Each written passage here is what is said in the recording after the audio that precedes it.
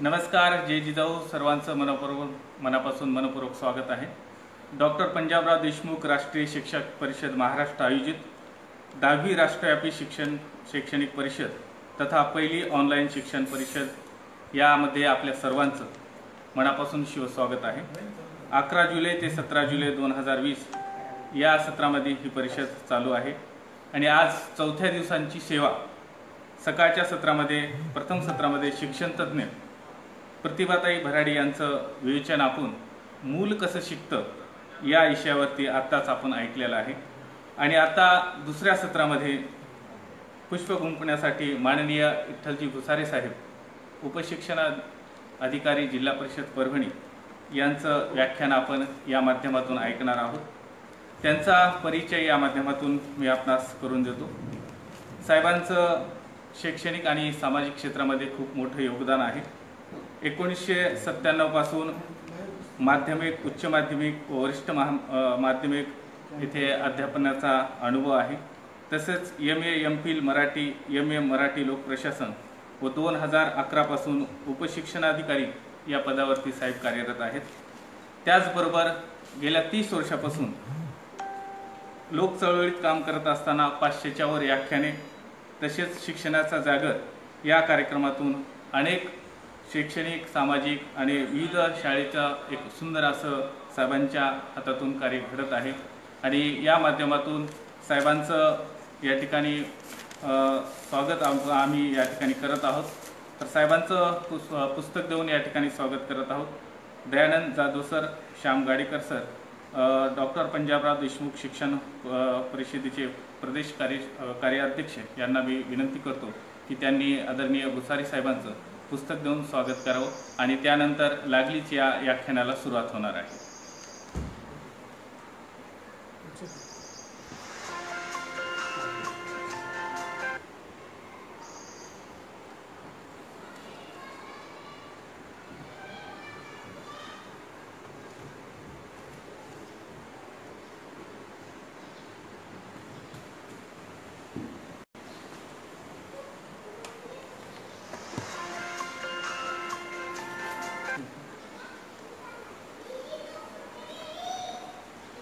नमस्कार सर्वांना. सस्नेह जय जिजाऊ.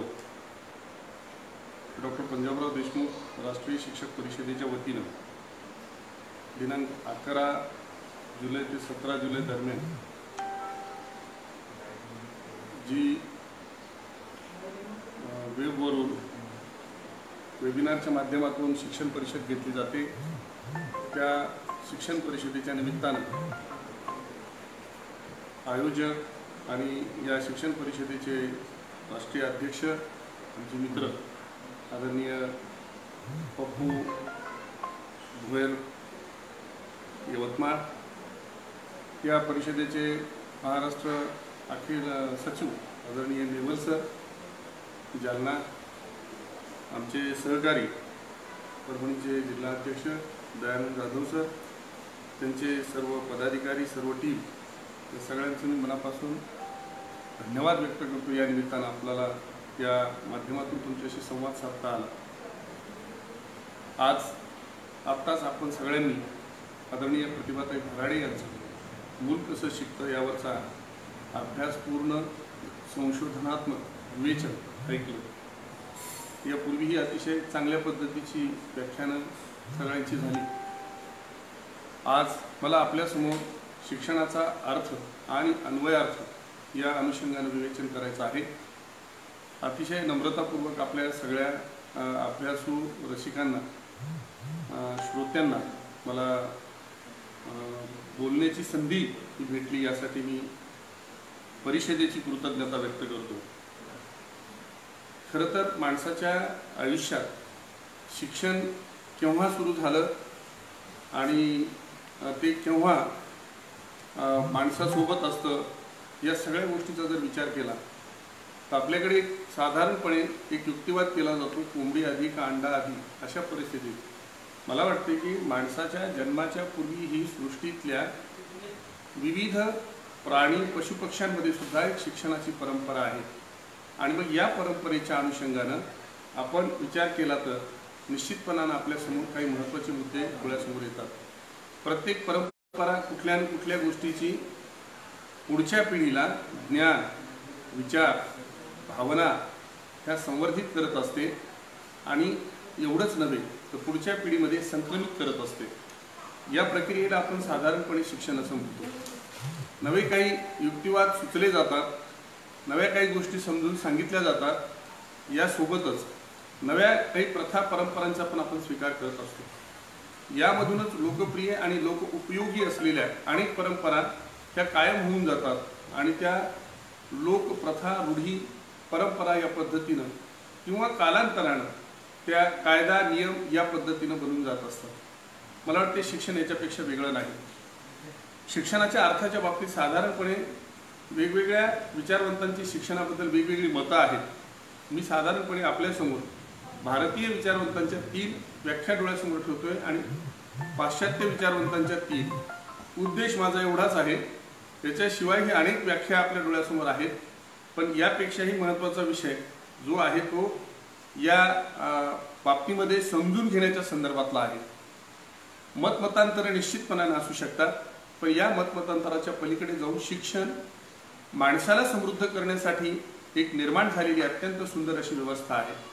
आणि या व्यवस्थेचा इतिहास पाहता प्राचीन, मध्ययुगीन, आधुनिक काळातल्या शिक्षणाचा जर विचार आपण केला तर यामध्ये आपण वेगवेगळ्या टप्प्यावर माणसाच्या गरजा जशा होत्या त्याच्या अनुषंगाने शिक्षण बदलत गेलेलं आहे. शिक्षण हे कोणत्याही काळात स्थिर राहिलं नाही. माणसाची गरज ज्या पद्धतीची असेल त्या पद्धतीचं शिक्षणाचं आणि शिक्षकांचं सुद्धा रूपांतरण होत गेलेलं आहे. त्यांची परिस्थिती, विचारधारा या सगळ्या गोष्टी बदलत गेलेल्या आहेत. भारतीय शिक्षण तज्ज्ञ स्वामी विवेकानंद अतिशय सुंदर पद्धतीनं शिक्षणाचं विवेचन करताना, व्याख्या करताना सांगतात की मानवातील उपजत दैवी गुणांची अभिव्यक्ती म्हणजे शिक्षण. मला वाटतंय इथे आपल्याला 2 गोष्टी महत्त्वाच्या लक्षात येतात. केवळ दैववाद नाही तर माणसाच्या निसर्गदत्त असलेल्या क्षमतांचा विकास म्हणजे शिक्षण, या अर्थानं विचार स्वामीजी करतात. पुढे जाऊन रवींद्रनाथ टागोरांनी याच्यापेक्षा थोडासा वेगळा पण अभिव्यक्तीच्या संदर्भाने शिक्षणाच्या बाबतीतला विचार मांडलेला आहे. टागोर असं म्हणतात की शिक्षण म्हणजे आत्माविष्कार. म्हणजे मला जे काही मिळालेलं आहे, मला जे काही कळालेलं आहे ते इतरांपर्यंत समोर व्यक्त होणं आणि व्यक्त झालेल्यातून लोकांनी स्वीकारणं, नाकारणं किंवा अनुकरण करणं, या बाबी त्या पुढच्या झाल्या. पण व्यक्त होण्याची प्रक्रिया म्हणजे शिक्षण. मला कळलं, मला आकलित झालं, तेच मी समोर व्यक्त होतोय आणि व्यक्त होतोय तेच लोकांपर्यंत पोहोचतं. हीच शिक्षणाची दुसरी एक महत्त्वाची या संदर्भातली व्याख्या आहे. या पुढे जाऊन आपण असा विचार करूया की महात्मा गांधी थोडंसं या विषयाला एका वेगळ्या पद्धतीनं पुढे नेतात, त्याचं विशेषीकरण करतात. मानवाच्या शारीरिक, मानसिक, आध्यात्मिक अंगामधल्या उत्कृष्टतेचा विकास व अभिव्यक्ती म्हणजे शिक्षण. खरं तर माणसातलं जे काही चांगुलपण आहे त्या चांगुलपणाचा विकास करणं आणि चांगुलपणाची अभिव्यक्ती सातत्यानं होणं याला शिक्षण आपण म्हणतो. एखादा माणूस अनपेक्षित वर्तन व्यक्त झाला तर आपण सांगतो तुला हेच शिकवलं का, उपहासाने विचारतो. याचा दुसरा अर्थ असा आहे की माणसाची अभिव्यक्ती ही फक्त चांगल्या आणि चांगल्या केवळ लोकोपयोगी किंवा परांतराशी ढकाळ देण्याच्या प्रवृत्तीतली जे काही गुण, वैशिष्ट्ये आणि वर्तणं आहेत किंवा जे काही भाष्य आहेत त्याच्या अनुषंगाने हे सगळं त्या पद्धतीचं आहे. म्हणून या तिन्ही व्याख्या डोळ्यासमोर ठेवल्यानंतर पाश्चात्य विचारवंत सुद्धा याच्यापेक्षा वेगळं असं काही सांगतात असं नाही. थोडासा वेगळ्या पद्धतीचा विचार आपण पाहतो की जॉन ड्यूईनं वेगळ्या पद्धतीनं मांडलेला आहे. ते असं म्हणतात शिक्षण म्हणजे सातत्यानं अनुभवाची पुनर्रचना करणे. खरं तर जीवन जगण्याची ती पद्धती आहे.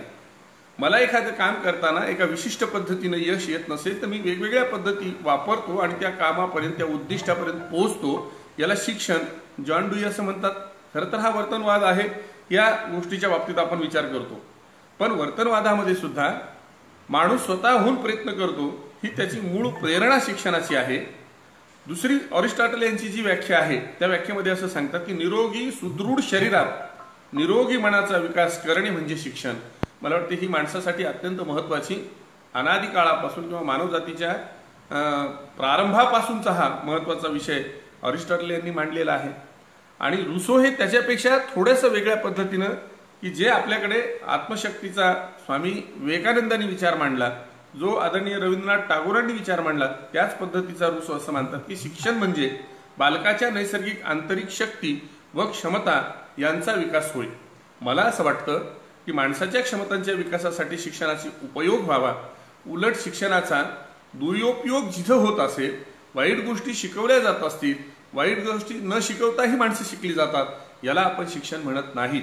तसं असतं तर कदाचित आपल्याकडे शिव्यांचे क्लासेस सुरू झाले असते, आपल्याकडे ओव्यांचे क्लासेस आहेत, गाण्याचे क्लासेस आहेत, पण शिव्यांचे क्लासेस कुठेही आपल्याला ऐकवत नाहीत. याचा अर्थ असा आहे, शिकणं म्हणजे सद्गुण सद्वृत्ती यांच्या विकासाचा विषय आहे.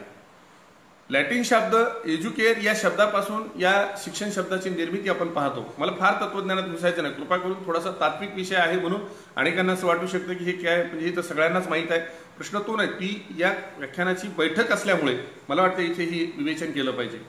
ड्रॉ आउट म्हणजे तुमच्यामध्ये असलेलं बाहेर काढणं, मुलामध्ये असलेलं बाहेर काढणं म्हणजे शिक्षण. ही जर प्रक्रिया आपण डोळ्यासमोर ठेवत असतील तर निश्चितपणानं आपल्याला हे लक्षात घ्यावं लागेल की शिक्षणाचा या संदर्भानं विचार आपल्याला पाहावा लागेल. महत्त्वाचा मुद्दा असा आहे की माणसाच्या आयुष्यात शिक्षण ही गोष्ट जेव्हा आम्ही पाहतो तेव्हा त्या शिक्षणाच्या बाबतीमध्ये आपण कुठल्या गोष्टीला शिक्षण म्हणणार आहोत. म्हणजे एक काळ माणूस समूहानं राहत होता, ही शिक्षणाची सुरुवात असेल. माणूस कच्चं फळं नाही भेटली तर कदाचित मग छोटी मोठी ज्याला आपण मानवी जीवनचक्रामध्ये पशु पक्षी काही प्राणी पण माणसानं खाल्ले. सुरुवातीच्या काळाला त्यानं कच्चे खाल्ले, नंतर त्यानं भाजून खाल्ले अग्नीच्या शोधानंतर, नंतर त्यानं शिजवून खाल्ले, आणि आज आपण असं पाहतो की आता वेगवेगळ्या पद्धतीनं माणसाच्या खाण्याच्या प्रक्रियेचा विकास झाला. ही शिक्षणाची जशी काल सुसंगतपणे बदल आहे, तोच मला वाटतं हाही बदल या शिक्षणाच्या संदर्भात सुद्धा आहे. जसं एक काळ माणसांच्या जैविक गरजा अधिक गंभीर स्वरूपाच्या होत्या, म्हणून माणसांनी जैविक गरजांच्या पूर्ततेसाठी शिक्षणाचा उपयोग प्रामुख्याने केला. नंतर माणसाने स्वतःच्या संरक्षणासाठी केला, माणसाने नंतरच्या काळामध्ये स्वतःची व्यवस्था उभी करण्यासाठी केला, किंबहुना सातत्यानं संशोधन या शिक्षण प्रक्रियेत होत गेलं. आणि म्हणून सगळ्या गोष्टीचे बदल हे शिक्षणातून होतात. म्हणून जगाच्या उत्पत्तीचा जेव्हा आपण विचार करतो किंवा जीवसृष्टीच्या उत्पत्तीचा विचार करतो, तिथून आपण शिक्षणाचा विचार करावा लागेल. पशुपक्ष्यांचं सुद्धा तेच आहे की त्याची आई ज्या पद्धतीनं वागते त्याच पद्धतीनं पुढची पिढी वागते. मानवी शिक्षणात आणि प्राणी पक्ष्यांच्या शिक्षणातला मूलभूत फरक जर लक्षात घेतला तर व्यामिश्र स्वरूपाच्या भावभावनांना अभिव्यक्त करण्याची क्षमता मानवाच्या ठायी जेवढी आहे, त्या तुलनेत पशुपक्षी आणि प्राण्यांच्या बाबतीमध्ये मात्र निश्चितपणानं कमी किंवा गुंतागुंतीच्या नसलेल्या साधारणपणातल्या भावना व्यक्त करण्याची पद्धत. मग यासाठी ज्या प्रेरणा आहेत त्या कुठल्या आहेत? माणसाला जगण्यासाठी अन्न लागतं, म्हणजे भय भूक या पद्धतीची जी गरज माणसाची आहे, संरक्षण आहे, भय आहे, भूक आहे, आणि माणसाची प्रजननाची भूमिका जी आहे त्या पद्धतीनं या तिन्ही गरजांच्या अनुषंगाने शिक्षण आपल्यासमोर व्यक्त होत गेलेलं आहे. मला महत्त्वाचा मुद्दा हा सांगायचा शिक्षणाच्या संदर्भामध्ये की आपण या शिक्षणाकडे कशा पद्धतीनं पाहतो. काल सुसंगतपणे अनेक शिक्षणामध्ये बदल झाले. अगदी 80-90च्या दशकामध्ये आपण सगळेजण शिक्षणाबद्दलची व्याख्या एवढी ऐकत होतो ग्रामीण भागात की ज्याला एसटी वरच्या पाट्या लिहिता वाचता येतात म्हणजे तो शिक्षित, ज्याला आठवड्याचा बाजार व्यवस्थितपणे करता येतो म्हणजे तो शिक्षित. नंतरच्या परिस्थितीत आपण असा विचार केला की याच्या पुढचं शिक्षण, ज्याला लिहिता वाचता येतं तो शिक्षित. त्याच्यानंतरचा विचार आपण असा केला की केवळ लिहिणं वाचणं एवढ्यावर थांबून जमणार नाही, त्याला त्या ज्ञानाचा उपयोग व्यवहारात करता येत असेल तर तो शिक्षित. आणि नुसता पुस्तकी पंडित असेल तर आजही आपण त्याची प्रतारणा किंवा उपहास करतो. ही जी प्रक्रिया आहे ती शिक्षणातली महत्वाची आहे. याच्या पुढे आपण पाहतो की तंत्रज्ञानाचा विकास जेव्हा शिक्षणाच्या संदर्भाने झाला, आज आपण असं म्हणतो की ज्याला संगणक किंवा शिकावं कसं हे कळतं त्याला आपण शिक्षित म्हणतो आणि तो सुशिक्षित म्हणतो. त्याच पद्धतीनं आपण शिकावं कसं या पद्धतीने अलीकडे संगणकासारख्या महत्वाच्या तंत्रज्ञानाची मदत झाल्यामुळे आता संगणकाशिवाय आणि तंत्रज्ञानाशिवाय शिक्षण अधुरं पडतं. म्हणून त्याचा मूळ आधार तांत्रिक स्वरूपात सुद्धा शिक्षणाच्या बाबतीत आपल्याला लक्षात घ्यावा लागतो. माणसाच्या आयुष्यात घडण्याची प्रक्रिया बालपणापासून साधारणपणे मानवी जीवनाची अवस्था म्हणून आपण 3 अवस्था मांडू. काही जणांच्या मतानं 4 असतील, पण माझ्या शिक्षणाच्या संदर्भाने मला जे सांगायचे ते माणसाच्या आयुष्यामध्ये जन्मापासून मृत्यूपर्यंत एवढंच नव्हे तर जन्मपूर्व परिवेशामध्ये सुद्धा माणूस शिकतो, ही गोष्ट आपण शिकलेलो आहोत. म्हणजे एकीकडे माणसाच्या गर्भधारणा झाल्यापासून साधारणपणे मूल जेव्हा गर्भात स्वतःच्या हालचाली करायला शिकतं तेव्हापासून त्याच्या शिक्षणाची प्रक्रिया सुरू होते आणि ती स्वतःचा शेवटचा श्वास थांबेपर्यंत. म्हणजे आजन्म माणूस शिकतो, ही शिकण्याची संकल्पना आपण व्यापक स्वरूपात समजून घेतली तर बालपण, तरुणपण, प्रौढपण आणि वृद्धावस्था ह्या 4 अवस्थांचा आपण साधारणपणे विचार केला तर शिक्षणाच्या बाबतीमध्ये झालेले किती महत्त्वाचे बदल आहेत. एक गोष्ट आपण लक्षात घेतली गेली पाहिजे. एक 30-40 वर्षापूर्वी आपल्याच समाजात, आपल्याच राज्यामध्ये शिक्षणाच्या बद्दल ज्या जाणीवा समृद्ध व्हायला पाहिजे होत्या त्या कदाचित नव्हत्या.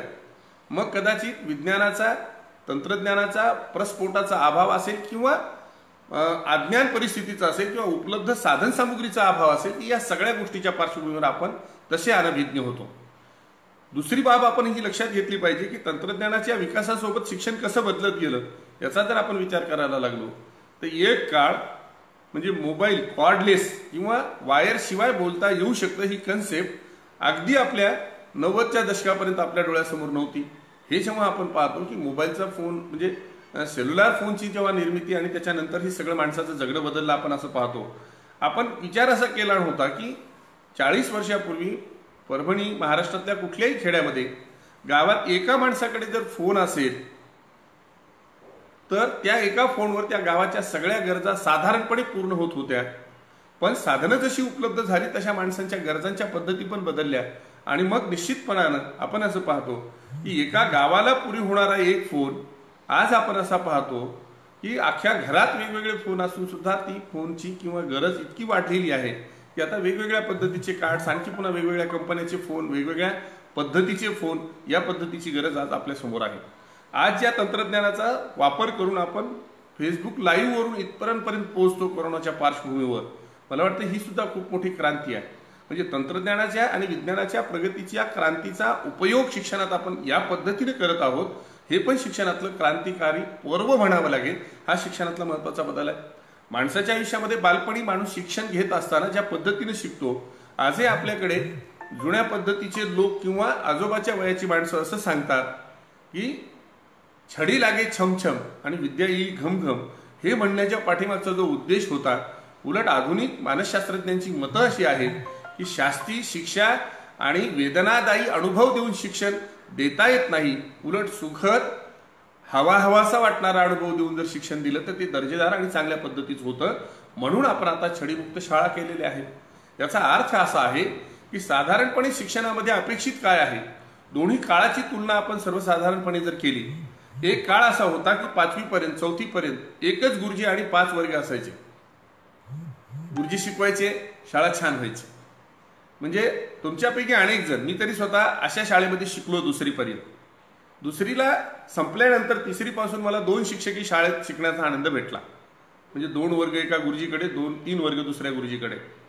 आणि मग नंतर थोडंसं 5वी-6वी पासून विषयानिहाय शिक्षक वगैरे अशा पद्धतीची व्यवस्था मिळाली. आज आपण असं पाहतो की यामध्ये प्रचंड मोठा शासनानं बदल करून शिक्षकांची संख्या वाढवून विद्यार्थ्यांची वर्गाची संख्या कमी करून आज RT ॲक्ट 2009ने आज आपण सक्तीचं मोफत आणि सार्वत्रिक शिक्षण यापर्यंत पोहोचलेलो आहोत.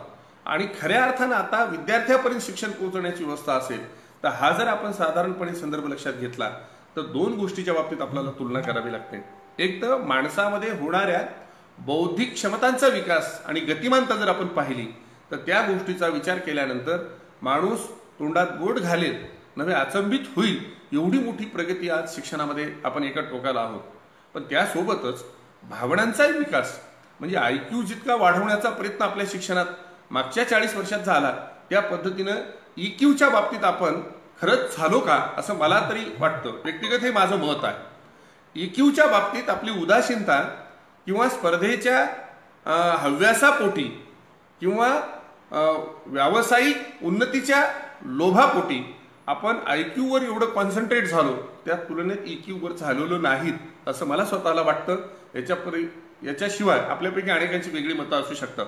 पण इथे IQ आणि EQच्या संदर्भाने आपण जर विचार केला, IQ वाढवला तोही सुद्धा IQ वाढवायच्या या भूमिकेतून वाढवला जातो का, हा जर शिक्षणाच्या बाबतीत आपण विचार केला तर मला असं वाटतं की ते तसं नसून केवळ त्याच्या पाठीमागची आर्थिक प्रेरणा, सामाजिक प्रतिष्ठा, त्याच्यातून होणारं अर्थार्जन, या सगळ्या प्रेरणा जर असतील तर खरंच शिक्षणातून हे अपेक्षित होतं का असा विचार करायला हरकत नाही. थोडंसं मी तुम्हाला कालोघात मागे नेल्यासारखं वाटेल. मला हे मान्य आहे की भौतिक प्रगती गरजेची आहे, पण त्यासोबत माणसांच्या भावना, विचार यांचं सुद्धा उन्नयन होणं तितकंच गरजेचं आहे. आपण असं पाहतो की जुन्या काळात लोक असं सांगायचे, गावाची असो का रावाची असो, लेक ती गावाची असते. ही कन्सेप्ट जर आपण डोळ्यासमोर घेतली तर आज त्या बाबतीतला विचार गावात सोडून द्या, घरात आणि गल्लीत उरलेला नाही, ही वस्तुस्थिती आपल्या डोळ्यासमोर येते. म्हणजे सामाजिक नैतिकता म्हणून जर आपण विचार केला, वैयक्तिक नैतिकता म्हणून जर विचार केला, कौटुंबिक जबाबदारी म्हणून जर विचार केला, सामाजिक जाणीवा आणि आत्मभान म्हणून जर विचार केला, किंवा राष्ट्र आणि देशासाठी माझं काही देणं लागतं की ह्या जाणीवेच्या बाबतीत जर विचार केला, तर आज सगळ्या गोष्टीकडे लोक अर्निंग सोर्स या भूमिकेतून, शिक्षणातून पाहतात. मला वाटतं इथेच आपलं खूप मोठी चूक होते. हा पण विचार शिक्षणात सगळ्यात मोठा लक्षात घेण्यासारखा आहे. दुसरा महत्त्वाचा मुद्दा की माणसाने स्वतःच्या प्रगतीसाठी आणि भौतिक सुविधा आणि साधनांच्या उपलब्धतेसाठी ज्या निसर्गाशी सुद्धा एक प्रतारणा करून कुठल्या तरी आपण चुकीच्या भूमिकेतून आपलं सगळं उभं करण्याचा एक हव्यास माणसानं, किंबहुना ती स्पर्धा उभी केलेली आहे आणि त्याच्यातून आपण एका वेगळ्या पद्धतीच्या टप्प्यावर आज पोहोचलेलो आहोत. एक प्राचार्य डॉक्टर राम शेवाळकर सरांनी सांगितलेली महत्त्वाची एका व्याख्यानातली गोष्ट मला आवर्जून सांगायला इथं आवडेल किंवा मुद्दाम मी सांगणार आहे. ते असं म्हणतात एका ठिकाणी की मी महाराष्ट्रातला एक चांगला वक्ता होतो, एक लेखक म्हणून मी प्रतितेश होतो, एका महाविद्यालयाचा प्राचार्य म्हणून अतिशय चांगलं काम केलं, साहित्यातला एक चांगला अभ्यासक, समीक्षक, या सगळ्या भूमिकेतून मी सगळीकडे पुढे गेलो. पण एक गोष्ट माझ्या आयुष्यातल्या उणिवेची आहे. ती असं सांगतात की माझ्याकडे एक विद्यार्थी यायचा, कधीतरी तो असं सांगायचा की सर मला जराशी पैशाची गरज आहे, मला थोडेफार पैसे पाहिजेत. मी त्याला तसे पैसे दिले. कदाचित त्याच्या पुढच्या काळात मला काही वह्या पुस्तकं पाहिजे, त्याच्यासाठी पैसे पाहिजेत, असं तो यायचा. अनेक वेळेला तो आला, पण मध्यंतरीच्या काळामध्ये तो बऱ्याच दिवसापासून आला नाही. म्हणून मला स्वतःला अशी आठवण झाली की तो काय करतोय आणि कुठे आहे मुलगा. त्याचा मी इतरांकडे संपर्क करून विचारणा केली असता माझ्या लक्षात आलं आणि समोरच्या व्यक्तीने सांगितलं की त्यातनी आत्महत्या करून तो संपला. आदरणीय शेवाळकर सर असं म्हणतात की मी एक प्राचार्य म्हणून सक्सेस झालो असेल, यशस्वी झालो असेल, एक लेखक म्हणून यशस्वी झालो असेल, वक्ता म्हणून तर सगळ्या महाराष्ट्राला आणि जगभर अनेक ठिकाणी ते पोहोचले, पण मी एक शिक्षक म्हणून इथं कमी पडलो. हे उत्तरदायित्व स्वीकारणारा जबाबदार शिक्षक शेवाळकरांसारख्या माध्यमातून आपल्या डोळ्यासमोर आज एखादी खंत व्यक्त करतात आणि सांगतात की मी शिक्षक म्हणून तिथे कमी पडलो. मला असं वाटतं की या जाणीवेचा विचार जर आपण गांभीर्याने केला तर ही परिस्थिती आपल्या डोळ्यासमोर एका वेगळ्या पद्धतीच्या जबाबदारीचा विचार सांगते. मला हे मान्य आहे की लोकसंख्या, कामाचा वाढता व्याप, तंत्रज्ञानाची असलेली माणसावरची एका अर्थानं अतिक्रमणाची प्रक्रिया या अवस्थेमध्ये, म्हणजे खरं तर नेटवर्कच्या जाळ्याखाली आपण जगतो, क्षणाक्षणाला झोपतो, या काळामध्ये ही जबाबदारी घेणं कितपत महत्वाचं आहे. याच अनुषंगानं आचार्य विनोबा भावे एका ठिकाणी असं सांगतात की जर तुम्ही तुमच्या बाह्य सुरक्षेवरचा खर्च कमी करून अंतर्गत सुरक्षेवरच्या खर्चाबद्दल असं सांगतात की देशाच्या सीमांच्या सुरक्षेची गरज आपल्याला निश्चितपणा नाही, पण अंतर्गत सुरक्षेचा जो खर्च आपला असेल, मग सिक्युरिटीच्या निमित्तानं असेल किंवा पोलिसांच्या निमित्तानं असेल किंवा आणखी SRP वगैरे ह्या सगळ्या वेगवेगळ्या पद्धतीच्या अंतर्गत संरक्षणासाठी वापरलेल्या यंत्रणांच्या बाबतीतला खर्च जर आपण पाहिला तर तिथं आचार्य विनोबा भावे असं सांगतात की मी असा विचार करतो की हे सगळं जर शिक्षणाच्या संदर्भानं आपण बदललं तर येणाऱ्या काळामध्ये कदाचित आपल्याला ह्या अंतर्गत सुरक्षेची गरज पण भासणार नाही. वास्तविक पाहता तात्विक पातळीवर हा विचार जरी आपल्याला अशक्य कोटीतला वाटत असला तरी निश्चितपणानं काही गोष्टीतले फरक आपल्याला जाणवू शकतात. अशी परिस्थिती आपण पाहतो. स्वयंशिस्त असेल, स्वशासन असेल, स्वनियंत्रण असेल आणि स्वतःच्या जाणीवा समृद्ध असलेल्या समाजाचं एखाद्या संघटनेचा जर विचार केला तरी आपल्याला हे चित्र पाहायला भेटतं. आपल्याकडे एक शब्द आहे शिस्तीच्या बाबतीत, सैनिकी शिस्त. सैनिकी शिस्त या शब्दाचा अर्थ अतिशय काटेकोर पाळली जाणारी शिस्त आहे. आता सैनिकी शिस्त, सैनिकालाच ही शिस्त आहे पण इतरांना ती नाही. हा जो प्रॉब्लेम आहे म्हणजे कदाचित सैन्यामध्ये ज्या शिस्तीला महत्त्व मानलं जातं ती शिस्त आम्हाला इतरत्र दिसत नाही आणि म्हणून कदाचित ही अंतर्गत सुरक्षेसारखी महत्त्वाचे प्रश्न असतील. सांगण्याचं तात्पर्य एवढंच, माणूस सर्वगुण संपन्न, माणूस सहज जाणीवेनं, माणूस स्वार्थाशिवाय, माणूस म्हणजे केवळ माणसाच्या आत असलेल्या दैवत्वाचं प्रगटीकरण व्हावं, आविष्करण व्हावं, ही शिक्षणातली जी शिक्षण तज्ज्ञांनी भारतीय आणि पाश्चात्य अपेक्षा ठेवलेली आहे त्या दृष्टिकोनातून आपलं शिक्षण भरकटतंय की काय असा विचार करायची गरज आहे. दुसरा महत्त्वाचा मुद्दा, तंत्रज्ञानाच्या शाखा वाढल्या, ज्ञानाचा प्रस्फोट झाला. म्हणजे एका सामाजिक शास्त्रामध्ये इतिहास, भूगोल, राज्यशास्त्र, नागरिकशास्त्र असे विविध विषय असायचे. आज ते वेगवेगळे विषय झाले. नुसते विषय नाही तर विषयाचे भाग वेगळे झाले. असा जर आपण पाहिलं तर हे ज्ञानाचं विशेषीकरण, ज्याला स्पेशलायझेशन आपण असं म्हणतो, या स्पेशलायझेशनमध्ये ज्ञानाच्या पातळीवर ज्ञानात्मक उंची आम्ही गाठली असेल तर आम्ही भावनिक उंचीच्या बाबतीत मात्र कदाचित खुजे पडतोय की काय असा विचार आम्हाला पुन्हा करावा लागेल. ज्या देशामध्ये श्रावण बाळाची परंपरा सांगणारी परंपरा आहे त्या देशामध्ये आज आम्ही त्या बाबतीमध्ये कितपत पात्र आहोत हा विचार करायची गरज आहे. कदाचित पुराणातली कथा म्हणून जरी आपण तिच्याकडे पाहिलं पण संस्कार म्हणून आपल्याला विचार करावा लागेल की एक श्रावण नावाचा कोणीतरी तरुण होता, त्याचे पूर्ण आंधळे असलेले आईबाप त्यानं या देशातल्या चारही धामांना नेण्याचा प्रयत्न स्वतःच्या खांद्यावर कावडीच्या माध्यमातून केला असेल तर मला वाटतं जगाच्या पाठीवरची ही आदर्श मातृपितृभक्ती जी आहे ती आमच्या साहित्यात भेटते. समाजात वास्तवात असेल पण नसेल पण तरी सुद्धा वृद्धाश्रमात आई वडिलांना पाठवणाऱ्या लोकांच्या तुलनेत ती आमची संस्कृती, तो संस्कार मात्र आम्ही सोडतोय की काय असा विचार आम्हाला गांभीर्याने करावा लागेल. आजही ग्रामीण भागात काही कुटुंबांमध्ये घरी आल्यानंतर किंवा सकाळी उठल्यानंतर संध्याकाळी झोपताना आई वडिलांच्या पाया पडणं, मी हे केवळ अंधश्रद्धेपोटी बोलतोय अशातला भाग नाही. सद्भक्ती, भाव आणि सद्भाव या दृष्टिकोनातून थोडासा विचार करा. मातृभक्ती, पितृभक्ती ही जर कदाचित कोणाला अंधश्रद्धा वाटत असेल तर मला वाटते हा फार मोठा कृतज्ञपणा आणि कदाचित तो एका वेगळ्या घमिंडाचा भाग असू शकेल असं मला वाटतं. पण इतरांप्रती सद्भाव ठेवणं केवळ प्रतिज्ञेत सांगितले म्हणून नाही. आम्हाला कुणीच आपलं वाटत नसेल तर आम्ही कुठल्या अर्थानं हे सांगणार आहोत की आम्हाला कोणत्या पद्धतीचा विचार करून हे सगळं समजून घ्यावं लागेल. दुसरी एक महत्त्वाची बाब मला या निमित्तानं नमूद करायची आहे.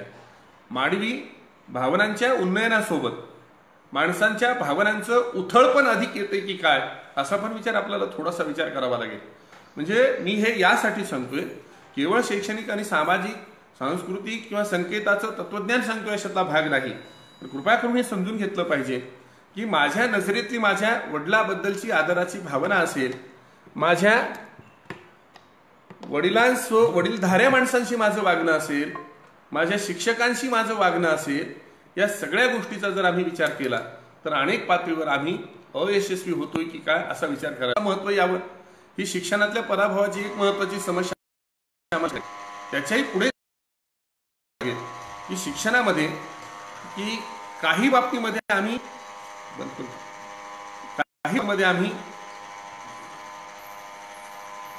विचार असा करतोय शिक्षणाच्या संदर्भामध्ये की कदाचित या सगळ्या पातळीवर आम्हाला जर एकत्रपणे लढता नाही आलं तर उद्याच्याला कदाचित एका वेगळ्या समस्यांना आम्हाला सामोरं जावं लागेल. परवा एक घटना माहूर तालुक्यातली वाचण्यात आली. म्हणजे मुलगी नको इथपर्यंत मी समजू शकतो, पण झालेल्या मुलीला जिवंतपणे मातीआड करण्याची मानसिकता आईची, वडिलाची आणि घरच्या मंडळीची असू शकते. मला वाटतं हे मानव जातीचं महाभयंकर असं असलेलं क्रौर्य आहे. आणि हे शिक्षणातून क्रौर्य जन्माला येत असेल तर याचा अर्थ आमचं शिक्षण कुठंतरी निश्चितपणानं ते दुरुस्त करणं गरजेची गोष्ट आहे असं मला वाटतं. एक व्यक्तिगत पातळीवर विचार जर आपण करायला लागलो तर इतरांना काटा मोडल्यानंतर आपल्या डोळ्यात जर पाणी उभं राहत असेल तर ही सहज संवेदना किंवा ही सहज जाणीव झाली. पण दुर्दैवाची गोष्ट, माणसंच माणसांच्या मानेवरी सुरा ठेवून कदाचित कत्तली करण्याच्या भूमिका आणि भावना ठेवत असतील तर हा प्रचंड मोठा मानव जातीचा पराभव आणि शिक्षणाचा अपयश मानावा लागेल असं मला वाटतं. याच्या पुढे जाऊन आपल्याला एक विचार करावा लागेल. वैयक्तिक आयुष्य, कुटुंबाच्या संदर्भातला विचार. एकच कालची घटना आहे. परभणी जिल्ह्यातल्या एका नातेवाईकाकडे गेलो. एकूण 4 एकर जमीन त्या वडिलांना, त्यांनी छान घर बांधलेलं शेतीवर आणि 2 मुलं आहेत. एक मुलगा प्रायव्हेटमध्ये जॉब करतो, दुसरा मुलगा एका विनामदारी शाळेवर काम करतो. त्याच्या घरी लहान्या भावाचं लग्न होऊन 1.5 वर्ष 2 वर्ष होत आहेत, तर आता घरात नवी समस्या निर्माण झाली. कोणती? की घरामध्ये असं काहीतरी अंधश्रद्धेचा भाग म्हणून नाही, पण आमच्या घरात काहीतरी असं लिहिलं चाललंय, कुणाकडून तरी काही कर्तुक केली जाते, अशी घटना जेव्हा मी ऐकतो तेव्हा शिक्षकाच्या घरात हे होऊ शकतं, हा एक भाग झाला. दुसरा याच्यापेक्षा टोकाचा महत्त्वाचा, जेव्हा या प्रकरणाचा आम्ही शेवटपर्यंत शोध घेण्याचा प्रयत्न केला तर उद्देश काहीच नाही. आता लहान्या भावाचं लग्न झालंय, मला ह्या वडिलातून आईतून वेगळं व्हायचंय, हा मुद्दा त्या मुलाच्या समोर आला. त्याला मी विचारलं काय करायचं वेगळं होऊ. एखाद्या वेळेस आपण पाहिलं असतं की 5-50 एकर जमीन आहे, फार मोठी प्रॉपर्टी आहे, तर वेगळं झाल्यावर त्याची त्याला ती मिळवता येईल. पण 4 एकर जमिनीत म्हातारे आई वडील आहेत जी शेती करतात आणि मुलं प्रायव्हेटमध्ये काम करतात. चांगलं 6 खोल्याचं RCCचं बांधलेलं घर सोडून त्यांना वेगळं राहण्याचा उद्देश काय आहे? मला असं वाटतं की यामध्ये फक्त एकच स्वार्थ आहे की आम्ही दोघं असताना तिसरा कुणी आमच्यासोबत नसावा. ही जी भावना आहे ती कौटुंबिक असुरक्षितता ज्या पातळीवर निर्माण होते त्या पातळीवर काही उपाययोजना करून त्याच घरात 6 लोकांनी आनंदानं राहता येऊ शकतं. पण या पर्यायाऐवजी ह्या 4 जणांना टाळून आम्ही दोघं स्वतंत्र राहू ही भावना विकसित होणं मला वाटते प्रचंड गंभीर असा हा व्यक्तिगत पातळीवरचा कौटुंबिक पातळीवरचा आघात आहे. आणि म्हणून एक काळ आपण पाहतो की संयुक्त कुटुंब पद्धतीत 50-100 माणसं 60-60 70-70 माणसाची घरं आम्ही पाहिली, तिथे सगळेजण व्यवस्थितपणे राहतात. पण वैयक्तिक पातळीवर हा विचार करण्याची प्रक्रिया जेव्हा येते, ठीक आहे याच्या पुढे जाऊन विचार करूया, वृद्ध असलेल्या आईबापांनी आयुष्यभर कष्ट सहन केले, याच्या पुढच्या काळात ते कोणाच्या आशेवर जगतील. यांना मुलं होऊन जर कदाचित मुलं सांभाळत नसतील तर पुन्हा त्या आई वडिलांना वृद्धाश्रमातच पाठवायचं का हाही महत्वाचा प्रश्न आहे. त्याच्याही पलीकडे जाऊन शेजार धर्माच्या बाबतीत आपण विचार करतो. मी हे यासाठी सांगतोय की माणूस व्यक्तिगत पातळीवर त्याच्या कपड्यानं, त्याच्या राहणीमानानं, त्याच्या घर, त्याच्या गाड्या, त्याच्या सगळ्या ऐश आरामाच्या सगळ्या साधनांच्या बाबतीत समृद्ध होत असेल, पण तो त्याच्या विचारानं, त्याच्या जाणीवेनं, भावनेनं समृद्ध होत नाही. ही मात्र मोठी शिक्षणातली खंत आहे. तंत्रज्ञान विकास या सगळ्या गोष्टीत म्हणजे व्यवसाय, उद्योजकता ही प्रचंड गतीनं वाढली असेल, जगातला भरमसाठ पैसा भारतात आणलाही जात असेल, पण यासोबत इथं जमिनीवर पाय देऊन पुन्हा भारतीय एका शिक्षण तज्ज्ञाचं मत आपल्या डोळ्यासमोर घ्यावं लागतं की आज आम्ही म्हणजे हवेतून पाखरासारखे उडायला लागलो, पाण्यातून माशासारखे पोहायला लागलो, पण नीट जमिनीवर चालतोय का हा प्रश्न आम्हाला पुन्हा एकदा भेडसावणारा प्रश्न आपल्या डोळ्यासमोर घ्यावा लागेल. आणि याच्या पुढे जाऊन एक गोष्ट आपल्याला महत्त्वाची लक्षात घ्यावी लागेल की ही लहान मुलांच्या शिक्षणामध्ये असेल किंवा शिक्षणाच्या टप्प्यांमध्ये आपण विचार केला, आज पूर्व प्राथमिक परिस्थितीपासून म्हणजे वयाच्या 1.5 वर्षापासून 3 वर्षापासून शिकवणाऱ्याच्या आयुष्याची म्हणजे औपचारिक शिक्षणाची सुरुवात होत असेल तर मग ती 25-30 वर्षापर्यंत आहे. आणि त्याच्या पुढचा टप्पा आपण सगळा पाहतोय म्हणजे प्राथमिक शिक्षण, पूर्व प्राथमिक शिक्षण, उच्च प्राथमिक शिक्षण, माध्यमिक शिक्षण, उच्च माध्यमिक, वरिष्ठ महाविद्यालयीन आणि विद्यापीठीय शिक्षण आपण ज्याला म्हणतो.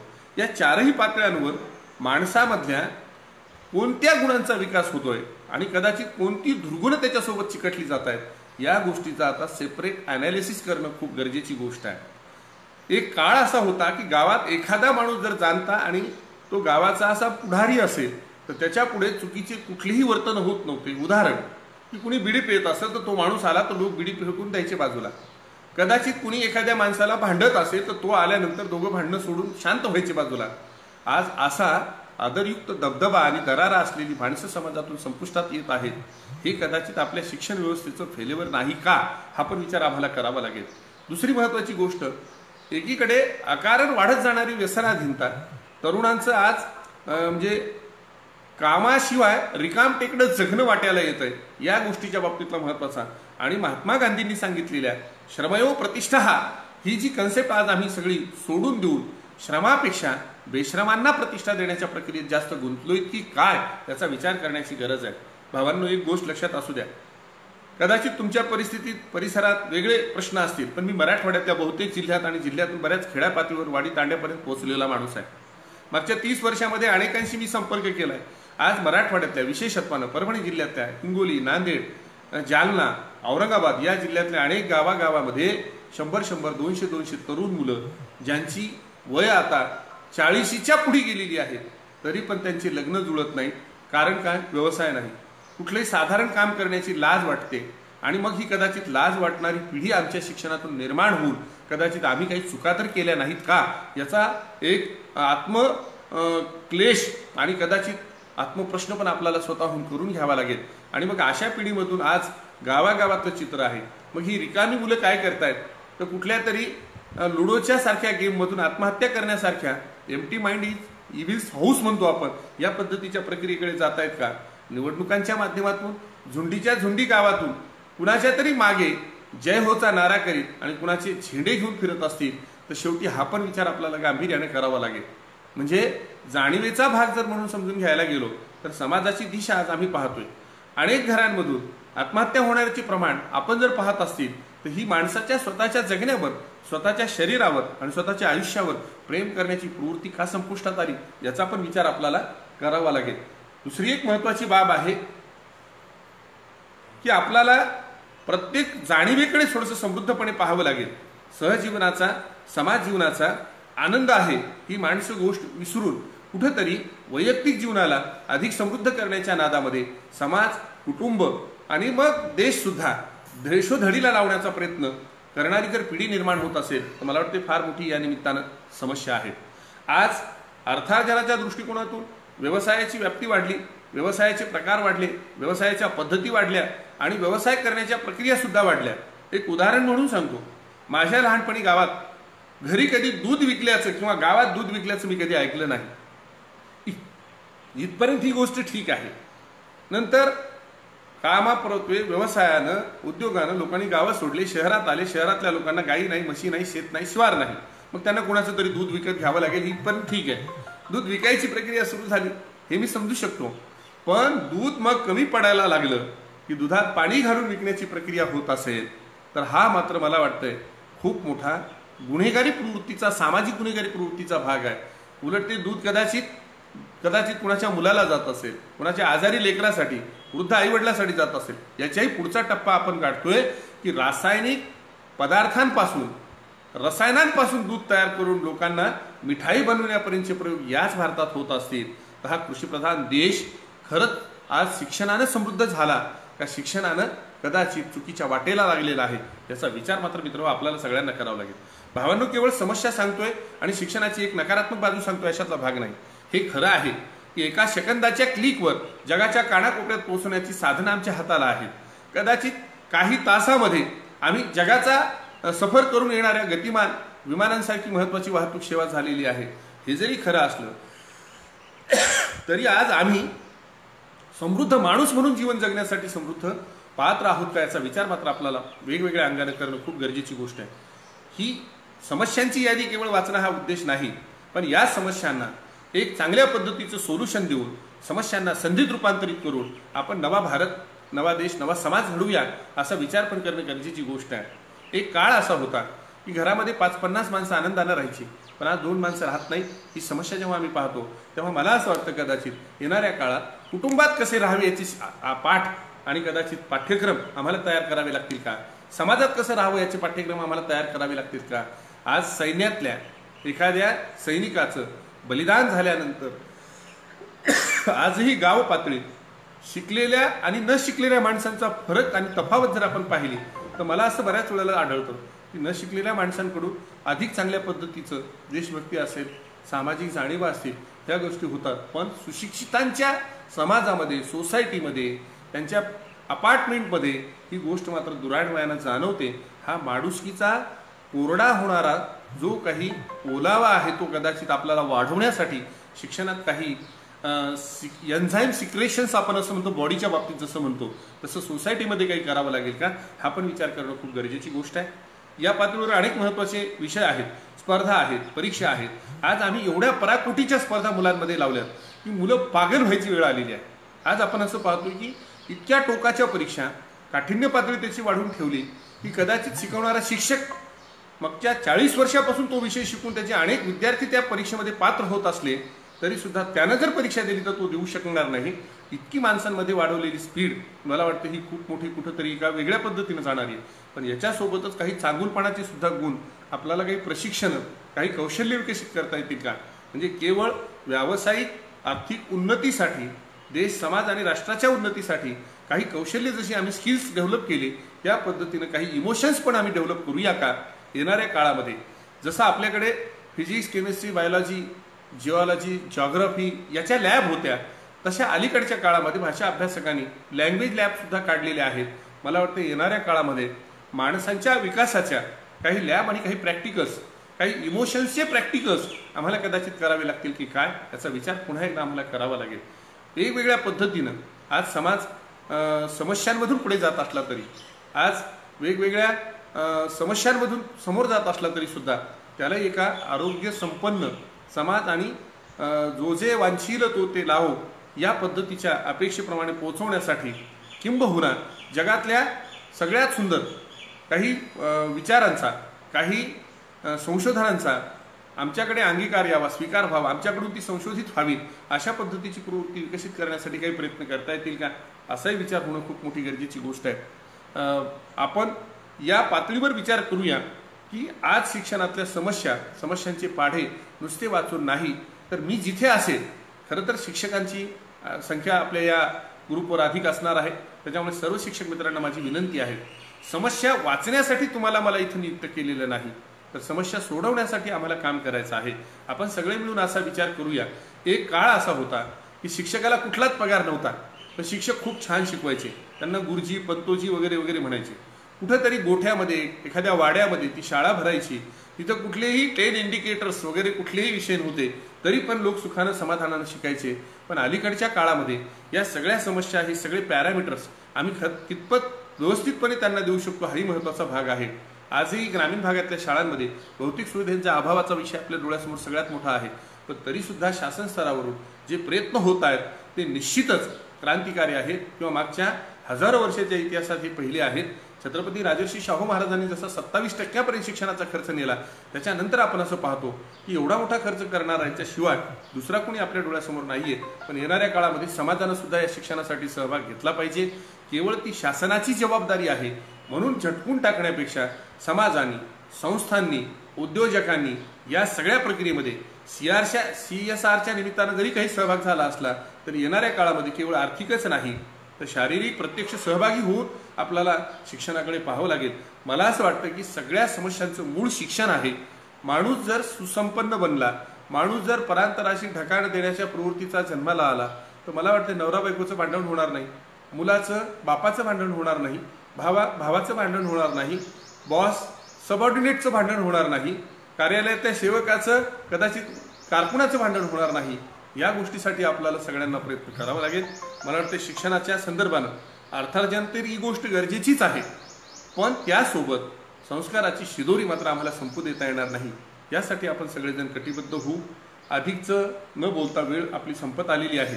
मी डॉक्टर पंजाबराव देशमुख राष्ट्रीय शिक्षक परिषदेच्या सर्व पदाधिकाऱ्यांचे, संयोजकांचे, विशेषत्वान आमचे मित्र पप्पू पाटील भोयर यांचं मनापासून मी आभार मानतो.